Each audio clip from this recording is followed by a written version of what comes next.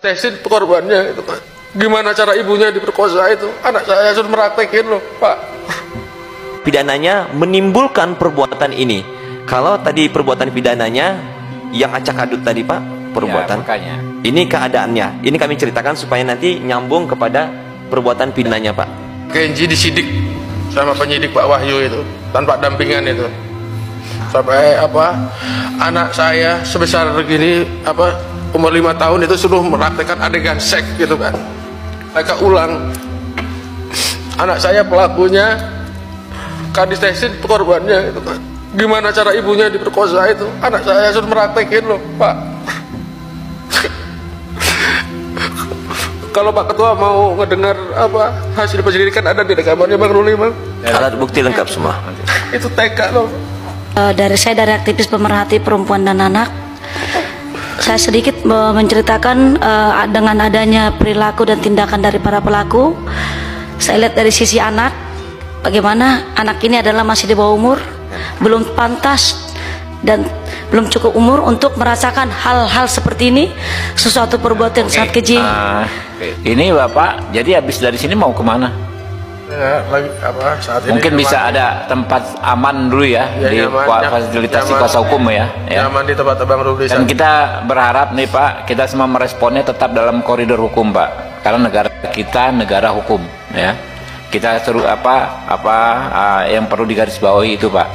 Percayalah ya, kita akan maksimal ya, membantu bapak-bapak dan Ananda ini untuk mencari keadilan.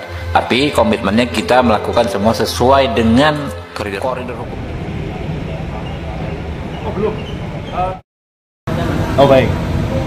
Yang pertama tentunya terima kasih atas perhatian masyarakat. Kami banyak menerima informasi, direct message, bahkan mention di medsos kami. Itu merupakan bagian dari dinamika ya, kedewasaan masyarakat untuk memantau tugas kami.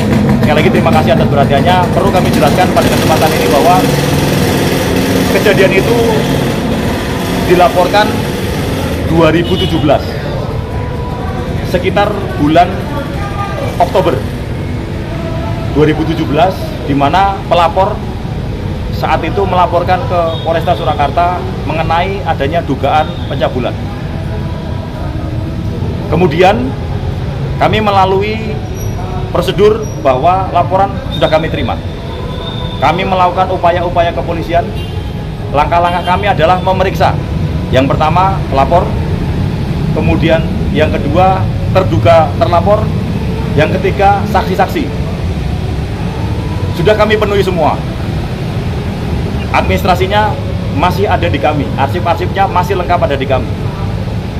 Kemudian di samping itu, kami memedomani scientific crime investigation. Tentunya kami melibatkan cara-cara saintifik dengan satu, meminta keterangan ahli. Karena ini adalah dugaan pencabulan atau pemerkosaan, kami melibatkan dokter SPOG. Kami melibatkan laboratorium forensik. Keterangannya sudah ada dan kami himpun. Dari fakta-fakta, dari langkah-langkah kepolisian tersebut, saat itu juga didapati bahwa satu, keterangan para saksi menyampaikan bahwa mereka mendengar tidak langsung atau tidak melihat langsung atau hanya mendengar dari cerita saudara Y, karena pelapornya adalah saudari A. Saudari A ini istri dari saudara Y. Saksi-saksi yang kami periksa yang disebutkan oleh saudari A terlapor mendengar semua dari saudara Y, suami pelapor. Ada 4 saksi yang kami periksa.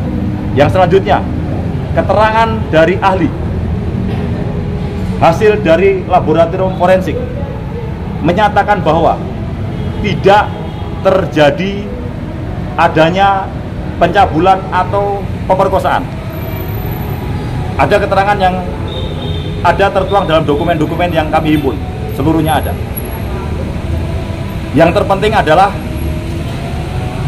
pada penghujung perkara tersebut atau penghujung laporan tersebut saudari A, saya ulangi, saudari A yang berstatus sebagai pelapor saat itu pada bulan November 2017 mencabut laporannya atas laporan terdahulu dugaan pemerkosaan atau pencabulan terhadap Polresta Surakarta dengan alasan bahwa itu merupakan paksaan.